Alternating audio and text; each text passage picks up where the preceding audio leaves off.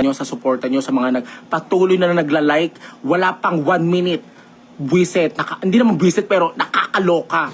10,000 likes in 2 minutes. Grabe. Kaya gusto ko magbalik ng blessing sa inyong lahat dahil sa ginagawa nyo para sa akin.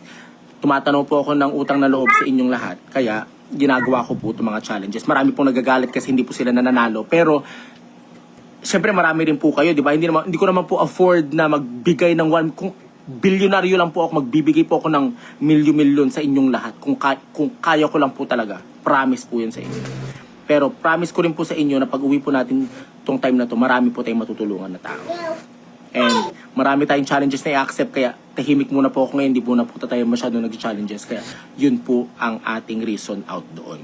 Pero itong challenge na to, inipopost ko mamaya, sumubaybay po kayo ng 5:30 PM dyan, okay? 5:30 PM dyan, repost na po kayo, i-turn on nyo po yung notification dahil mapopost na po siya around 5:30 po dyan. Kaya sa mga reposters po natin, mamimili po ako dun sa repost na yun, and then we'll all pick from there.